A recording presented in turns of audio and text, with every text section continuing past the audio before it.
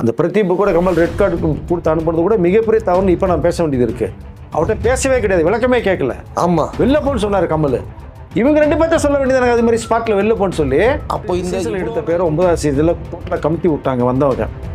இனி நீங்கள் போனதுக்கப்புறம் பிக் பாஸ் செட்டை பிரிச்சுருவாங்க. அந்த செட்டையே தூக்கி ஃபயர் பண்ணி எரிச்சு விட்ருங்க. அடுத்து புது செட்டு போடுங்க, புது கண்டஸ்டண்ட்டை கொண்டு வாங்க, சிறப்பான கண்டஸ்டண்ட்டை கொடுங்க. மூத்த பத்திரிகையாளர் வெங்கடேஷ் சார் கூட நினைச்சிருக்காரு. வணக்கம் சார். வணக்கம் சார்.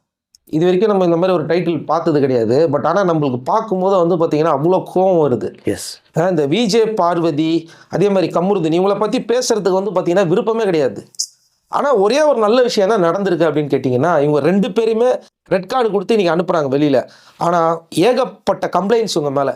இந்த ஷோவை ஃபேமிலியோடு உட்காந்து பார்க்க முடியல, இவங்க 2 பேர் வந்து ரொம்ப ரொம்ப வல்கராக பண்ணிக்கிட்டு இருக்காங்க அப்படிங்கிற மாதிரி கம்ப்ளைண்ட் வந்தது. இவ்வளோ நாள் ஏன் சார் இவ்வளோ டிலே ஆச்சு? அதாவது இந்த ரெட் கார்டு கொடுத்து 2 பேர் அனுப்புகிற விஷயத்த அவங்க ஆரம்பத்திலே பண்ணிடுங்க. பிக் பாஸ் கழுத்தாமேட்டில் அடித்து அனுப்பிச்சிருக்கணும். ரொம்ப ரொம்ப ரொம்ப ஒஸ்ட் பிஹேவியர். ஏங்க இப்படி ஒரு ஒரு வந்து பொது நிகழ்ச்சி, ஒரு ஃபேமிலியோட பார்க்குற ஒரு குழந்தைகள் பார்க்குற ஒரு பெரிய பிக் ஷோ அது பிக் பாஸ். 8 சீசன் 7 சீசன் வரைக்குமே கமல்றது என்ன தெரிவிக்க விட்டாருங்கிறது உங்களுக்கு தெரியும். 8வது சீசன் ஆவரேஜாக போச்சு, 9 வெரி பேட். எப்படி இந்த மாதிரி கண்டஸ்டண்ட்டை பிக் பாஸ் செலெக்ஷன் கமிட்டி எடுத்தாங்கன்னே ஃபஸ்ட்டு தெரியலங்க.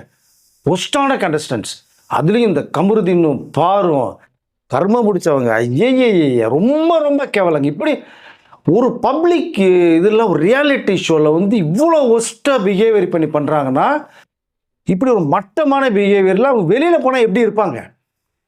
ரொம்ப அருவருப்பான ஒரு செயல். இதை ரெட் கார்டு கொடுத்து ஆரம்பத்தில் டேயில் எப்போ இந்த விஷயங்கள் தெரிய வந்து பண்ண ஆரம்பித்தாங்களோ, அது 10வது நாளோ 15வது நாளோ அந்த டே ஸ்டார்ட் பண்ண பீரியட்லேயே விட்டு 2 பேரும் வெளில அனுப்பிச்சிருக்கணுங்க. அந்த தப்பை வந்து பிக் பாஸ் பண்ணிட்டாங்க. ஸோ அது இம்மிடியட்டாக பண்ணியிருக்கணும். இதுவே லேட்டு, ஷோவே முடிய போகுது, 10 நாள் தான் இருக்குது.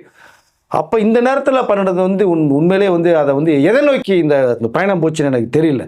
ரொம்ப அசிங்கமான நிகழ்ச்சி, அருவருப்பா. மற்றவர்கள் எல்லா பேரும் வந்திருக்கிற பெண்கள் கூட வெளியில் சமுதாயத்தில் பேர் டேமேஜாக இருக்குது. ரம்யாலாம் அவ்வளோ ஃபீல் பண்ணாங்க. வந்ததுக்கு பிறகு நான் வந்து வேற ஒரு நல்ல பேர் எடுத்துகிட்டு போகணும்னு விருப்பப்பட்ட பெண்கள், பிக் பாஸ் ஸ்கூலில் ஆசைப்பட்டு போகணும் விருப்பப்பட்ட மக்கள் பிக் பாஸ்க்கு அலறி அடித்து ஓடுறாங்க. இதுக்கு முன்னாடி கூட ஒரு நிகழ்ச்சியில் ஒரு நடிகையும் ஒரு நடிகரும் வந்திருந்தாங்க. அவங்க பண்ண சேட்டைகள் வந்து தாங்கவே முடியாமல் பிக் பாஸ் உடனே வார்னிங் கொடுத்தார், கண்ணம்னே திட்டினார். அப்போ தான் இந்த லைட்டோட 0% வந்து கொஞ்சம் பிரைட் வச்சு அப்புறம் தான் லைட்டை டோட்டலாக கொஞ்சம் ஃபோக்கஸ் பண்ணாங்க. உங்களுக்கு அதை லைட் ஆஃப் பண்ணாமலே இருக்கணும் அப்படிங்கிற அந்த ஒரு சிஸ்டத்தை கொண்டு வந்தாங்க. வன்மையாக கண்டிக்கப்பட்டாங்க, திட்டினார் பிக் பாஸ். ஏன் இதை இவ்வளோ தூரம் நடந்து பிக் பாஸ் குரலே கொடுக்கலங்கிற அந்த ஒரு இது இருக்குது. நீங்கள் இன்ன வரைக்கும் வெயிட் பண்ணி ஒரு நாள் வெயிட் பண்ணி விஜய் சேதுபதி வந்து ரெட் கார்டு கொடுத்து நீங்கள் அனுப்புறதுக்கு வச்சுருக்க அவசியம் இல்லைங்க. நேற்று அந்த கார்ட் டாஸ்கில் இப்படி சம்பவம் நடந்த உடனே பிக் பாஸ் கூப்பிட்டு உடனே வெளில ஏற்றிருக்கு 2 பேர்த்த. அப்படின்னா தனி மரியாதை வந்திருக்கு பிக் பாஸ் மேலே, அந்த நிகழ்ச்சி மேலே. இவங்க ஒரு நாள் ஏன் வெயிட் பண்ணாங்க? எதுக்கு வெயிட் பண்ணணும்? கார் டாஸ்க்கு போது அந்த டாஸ்க்குள்ளே பிக் பாஸ் என்ன இன்ஸ்ட்ரக்ஷன் கொடுத்துட்டாரு. முட்டி மோதி உட்காந்துட்டாங்க. முட்டி மோதி உட்காந்ததில் வந்து ஒரே சீட்டில் பேக் சீட்டில் வந்து பாரு உட்காந்துருச்சு, நடுவில் இந்த ஓரமாக சாண்ட்ரா உட்காந்துருச்சு, நடுவில் பாரு, அந்த பக்கம் கமருதீன். அவன் பேர் சொல்லக்கூட வந்து சுத்தம் பிடிக்கல 2 பேரோட. அப்படி ஒஸ்டான பிஹேவியருங்க. ஏங்க அவங்க வீட்லேயும் எல்லாம் பார்ப்பாங்க இல்லைங்க, பக்கத்து வீடு பார்க்க மாட்டாங்களா நிகழ்ச்சியை? கட்டிலில் ஒன்றா படுத்துக்கிறது, ஒரே சோப்பாவில் கால் மேல் காப்பிட்டு உட்காந்துக்கிறது, அவங்க அதாவது அந்த மைக்கில் தூக்கி போட்டு பண்ணது, ஸ்மோக்கிங்கிற அளவுக்கு போய் என்னென்னமோ பண்ணுறது. ரொம்ப ரொம்ப ரொம்ப ஏங்க இவ்வளோ நேரம் வெயிட் பண்ணுறாங்க பிக் பாஸ் நிகழ்ச்சி? எதுக்குங்க வெயிட் பண்ணணும்னா? டிஆர்பி என்னங்க டிஆர்பி இருக்குது? இதை டிஆர்பி ஏற்றுறதுக்கு நீங்கள் வேறு நல்ல நிகழ்ச்சியை போட்டு ஏற்றிட்டு போகலாமேங்க. இப்படி நீங்கள் ஃபேமிலியை பார்க்குற ஆடியன்ஸுக்கு அது மேலே மரியாதை இருந்ததுங்க. மக்களுக்கு இப்போ அது மேலே மரியாதையே போயிடுச்சாங்க. டிஆர்பி முக்கியமாக இவ்வளோ கூட மக்களுடைய அந்த பிளெஸ்ஸிங் ஆசீர்வாதம், அந்த அன்பு வேணுமா பிக் பாஸ்க்கு? அதுதானே வேணும். டிஆர்பிக்கு எது வேணாலும் பண்ணலாமா? பட் இது இவர்களை பண்ணின ஒஸ்ட்டு, ரொம்ப ரொம்ப ரொம்ப ஒஸ்ட். என்ன நடந்தது கார்டாஸ்கில்? வீம்புக்குன்னு வம்புக்கு இருக்கிறாங்க சாண்ட்ராவை. சாண்ட்ரா கான்ட்ரா கீட்ரான்னு ஏதோ சொல்ல போய் அவங்க எவ்வளோதான் பொறுப்பாங்க. அதனால தான் அவங்க வாய் விட்டாங்க. நீங்கள் பண்ணுறேன் சொல்ல நான் வாய் விட்டாங்க. பாத்ரூமில் பண்ண விஷயத்தை பருவருப்பாக இருந்ததுன்னு சொல்ல ஆரம்பிக்குன்னா உண்மையை சொன்னால் கோவம் வரதான் செய்யும். அது உண்மையை சொல்லிட்டாங்களே, பப்ளிக் முன்னாடி தெரிஞ்சிருமே, இது பிக் பாஸ் மைக்கில் சொல்லிடுவாரு, பார்ப்பாங்களேன்னு அந்த ஒரு ஆவேசம், ஆர்ப்பம், பேயாட்டம் ஆனாங்க 2 பேரும். அவ்வளோ அசிங்கமாக பேசி கமருதீன் பாரு ஜால்ரா அடிச்சுக்கிட்டா அவனுக்கு. ஏன் ஒரு பொண்ணை பேசுறதுக்கு ஒரு லிமிட் வேணாம்? காரி துப்புற அப்படிங்க. காரி துப்புறதுக்கு என்ன ரைட்ஸ் இருக்குது கமருதீனுக்கு? சான்றா மேலே துப்புறாரு, அசிங்கமாக திட்டுறாரு. ஸோ இந்த பிள்ளைய பற்றி எப்படி பெற்றிருக்கேன்னு தெரியுமா அவனுக்கு? தெரியுமில்லன்னு இப்படிலாம் கேட்குறாருங்க. ஏங்க இம்மிடியட்டாக ஒரு ஆக்ஷன் எடுத்துருக்கேனுங்க 2 பேர்த்து மேலேயுமே, கமருதீன் மேலேயும் பாரு மேலேயுமே பிக் பாஸ் அவர்கள். ஏன் எடுக்கலை? இதெல்லாம் நீங்கள் முன்னோடியாக இருக்கணும்ல. இப்படி சம்பவத்தில் நிகழ்ச்சி நடந்தால் உடனே தூக்கிடணுங்க. அப்போ தான் அடுத்த கண்டஸ்டன்ஸுக்கு பயம் வரும், மக்களுக்கு அப்பா ஒரு தப்பு பண்ணாங்கப்பா தூக்குனாங்கப்பான்னு ஒரு மரியாதை வரும் பிக் பாஸ் மேலே. நீ எல்லாத்தையுமே கெட்டு சீர்த்து அவங்க கெட்டு போனதும் இல்லாமல் நிகழ்ச்சியை கெடுத்துட்டாங்க. இதில் விஜய் சேதுபதியுடைய பேரும் நாரி போச்சு. அவர் ஏன் அதை கேட்கல? ஏன் இத்தனால வந்து சும்மா சனிக்கிழமை ஞாயிற்றுக்கிழமையை வந்து பார்த்துட்டு பறக்கு முத்தம் கொடுத்து ஹாட்டினை கொடுத்துட்டு பிக் பாஸ் அகம் டிவி வெளியே போகலாமா அப்படின்னு கேட்குது. என்னங்க அது? எவ்வளோ தூரம் அசிங்கமாக பண்ணிட்டு இருந்தாங்க. இதை விட அந்த அந்த பொண்ணு கீழே விழுந்துருச்சு. ஆக்சுவலாக இது ரெண்டும் உள்ளே உட்காந்துக்கிட்டு மெடிக்கல் டீம் பார்த்துக்கிறாங்க. அந்த 2 பேர் அந்த கானா வினோத்தும் சபரிநாத்தும் கேமே போனாலும் அந்த இறங்கிட்டாங்க. இறங்கி சான்றாவை தூக்கிட்டு ஓடுறாங்க. அது பாவம் இந்த விக்ரம் தான் தென்னறி போயிட்டாருங்க. பாவம் ஒரு பயந்துட்டாரு. கை காலில் உதற ஆரம்பிச்சிட்டு அவருக்கு பாவங்க. ஏன்னா பொண்ணு ஃபிட்ஸ் வந்துச்சு. அவர் தான் தூக்கி கொண்டு வந்து தள்ளி வச்சு தண்ணி பாட்டில் எடுக்க ஓடி போயிடும்னா இவங்க அசால்ட்டாக ட்ராமா பண்ணுது. மெடிக்கல் இருக்குது அவங்க பார்த்துக்குவான்னு என்ன திமிரு தன்னாவட்ட அந்த வார்த்தையை சொல்லுவாங்க. திவ்யா தான் எமோஷனல் ஆனது, பயங்கர எமோஷனல் ஆகி விட்டா பார்வை பிச்சிருக்கும் அட்டியில். நீ எல்லாம் ஒரு பொண்ணு இந்த எமோஷனல் திவ்யாவில் தான் நீங்கள் பார்க்க முடிஞ்சுது. போட்டிகளுக்குள்ளே சண்டை வரட்டுங்க, பேசட்டுங்க, ஒரு போட்டி அதுக்குள்ளே நீங்கள் போங்க. அதுதான் கேம், அதுதான் வந்திருக்கீங்க நீங்கள் உங்களுடைய எக்ஸ்ட்ரானரி அந்தந்த விளையாட்டுக்கெல்லாமா பிக் பாஸ் வீட்டை யூஸ் பண்ணுவீங்க? பிக் பாஸ் வீடா இல்லை இந்த வேற வீடு ஆக்கிட்டீங்க நீங்கள்? அவங்க தான் சார் சொன்னாங்க, நாங்கள் இவ்வளோ நாள் பிக் பாஸ் ஸ்கூலில் இருக்கிறதுக்கு காரணமே நாங்கள் 2 பேர் கொடுத்த ரொமான்ஸ் கண்டென்ட்ன்றாங்க. இது கேட்கும் போதே காது ரொமான்ஸ் இல்லைங்க, அருவருப்பு, ஆபாசம். இது ரொமான்ஸ்ன்றது மீனிங்கே தெரியல உங்களுக்கு. அது தெரியும். ரொமான்ஸ் வேற, அது ஒரிஜினல். அது ஒரிஜினல். இது வந்து வல்கராலிட்டி. இது ரொமான்ஸுங்கிறது அதுக்குள்ளே எல்லாமே இருக்குது. லவ் இருக்குது, அன்பு இருக்குது, பாசம் இருக்குது, அந்த பலர விதம் இருக்குது, பேசுகிற விதம் இருக்குது. அதுதான் ரொமான்ஸ். இது இப்போ ரொமான்ஸா? கேவலங்க அது. அப்படித்தான் இந்த 2 பேர் பறந்ததை பார்க்க முடிஞ்சதுனால நல்ல வேலை இன்றைக்கி ரெட் கார்டு கொடுத்து அனுப்பல. அப்படின்னா விஜய் ரெட் கார்டு கொடுத்து அனுப்புங்கன்னு சொல்லி நான் பேசியிருக்கேன். அவர் எதுக்குங்க? அவர் ஆக்சுவலாக அவருக்கு வந்து பேசுறதுக்கு அத்தனை ரைட்ஸ் கொடுத்துருக்காங்க பிக் பாஸ் வீட்டில். நீங்கள் சனிக்கிழமை ஞாயிற்றுக்கிழமை வந்து தவறுகள் சுட்டி காமிக்கணும், தவறு செஞ்சவங்களை நீங்கள் தூக்கணும். இப்போ கமருதீன் காலில் ஊந்துட்டாரு சார் போயிட்டு. எதுக்கு? தவறு பண்ணிட்டு உள்ளதா? இது நடிக்கிறது. அவர் தான் இப்போ நடிக்கிறாரு. வெளில அமிச்சிட்டாங்க 2 பேர்த்த. உதைப்பாங்க வெளில. முடிஞ்சுதா? லைஃப் முடிஞ்சுதா?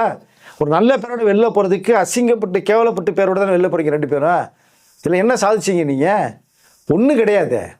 ஒருத்தர் அசிங்கப்படுத்தி கேவலப்படுத்தி அவமானப்படுத்தி நல்ல பேர் வாங்கிட்டு இருக்கணுங்கிறது நடக்காது. அதுக்கு ஒரு எக்ஸாம்பிள் தான் நேற்று நடந்த சம்பவம்.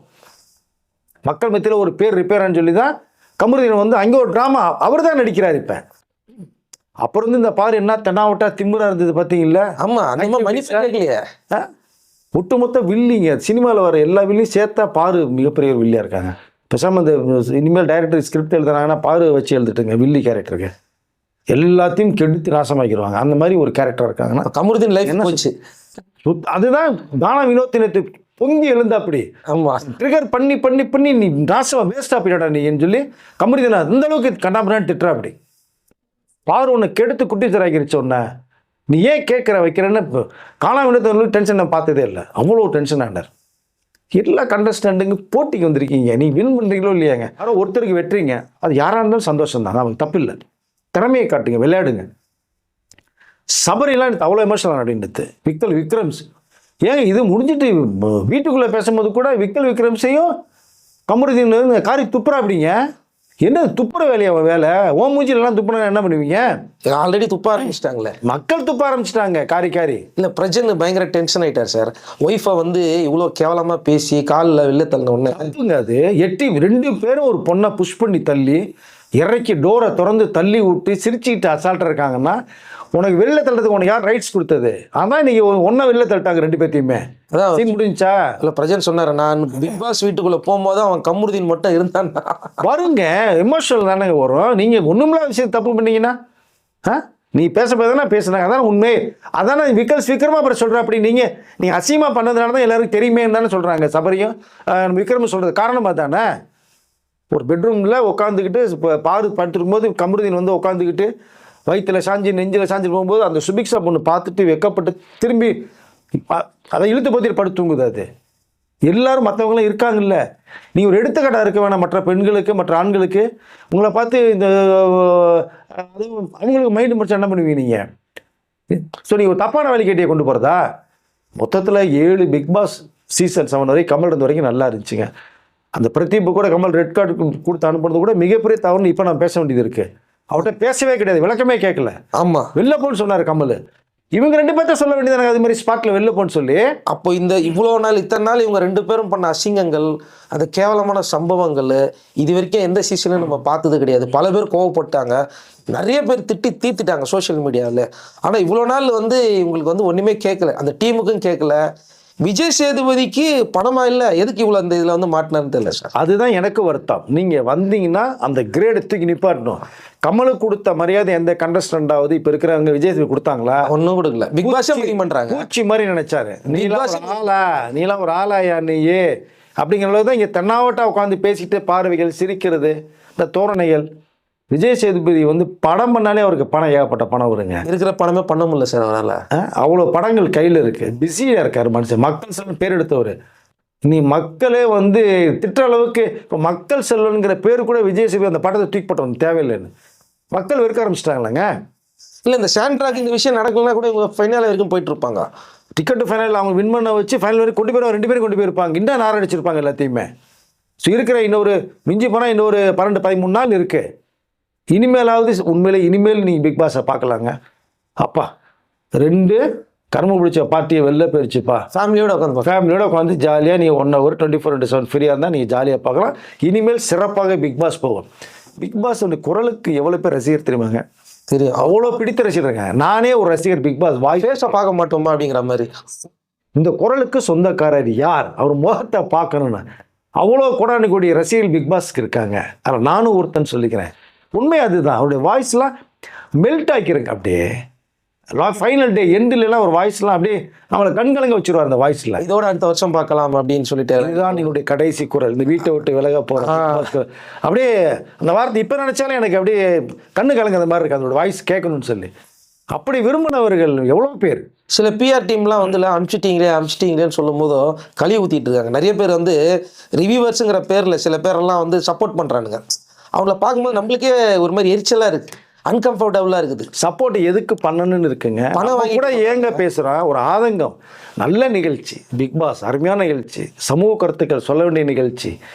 புத்தக பரிந்துரை கமல் எப்படி பண்ணார் சனி ஞாயிறில், நல்ல நிகழ்ச்சி பார்த்து ரசித்ததை வந்து இந்த நாரிப்படைகள் வந்து நாரடிச்சிட்டாங்க பிக் பாஸை. வந்து பெனாயில் ஊற்றி கழுவணும். பெனாயில் ஊற்றினா கூட போகாதுங்க. பூரா என்ன பண்ணணும்னா பூரா ஸ்ப்ரேயோ உலகத்தில் அத்தனை பெர்ஃப்யூமும் வாங்கிட்டு வந்து அடிக்கணுங்க. அடித்தாதாங்க நல்ல ஸ்மெல் வரும். மோசமாக இருக்குது. ரஜன் அவ்வளோ கோவத்தில் இருக்கார். வரதானாங்க என்னங்க இது? பொண்டாட்டிங்கிறது ஒரு பக்கம் விட்டுருங்க சாண்ட்ரா. ஒரு பொண்ணு கண்டஸ்டன்ட்டு நீங்கள் அசிங்கமாக பேசி ஃபேமிலி இழுக்கிறதுக்கு என்னங்க ரைட்ஸ்? எப்படி குழந்தை பெத்தன்னு கேட்குறதெல்லாம் அந்த வாழ்க்கை தெரியுமே. எப்படி என்ன சொல்கிறது? கேவலம். அதோட கேவலம் வேறு எதுவுமே கிடையாது. அவன் கேட்டான் பாருங்க. அது ஏங்க ரொம்ப கிளம்ப கேட்டார். இப்போ நாளைக்கு கமருதீன் கல்யாணம் பண்ணால் எப்படி பற்றிக்கணும் அவருக்கு தெரியாதா?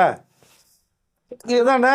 இல்லை, உள்ள பல பொண்ணை பார்த்து கேட்கலாமா? முதல்ல உள்ள பல பேர் சொல்லிக்கிட்டே இருக்காங்க, ஃபேமிலியோட பார்க்குறாங்க, ஃபேமிலிங்க பார்க்குறாங்க. எஸ், பல பேரும் சொல்கிறாங்க. இதுங்க 2 கேட்குறதே கிடையாது. ஏங்க அவங்க சட்டையே பண்ணலங்க. விஜய் சொன்னால் நீ சொல்லிட்டு போயா, நானும் வாரம் வந்து கத்துறேன் கேட்க மாட்டேங்கிறேன்ட்டு அவர் போய்கிட்டே இருக்கார் அவரும்.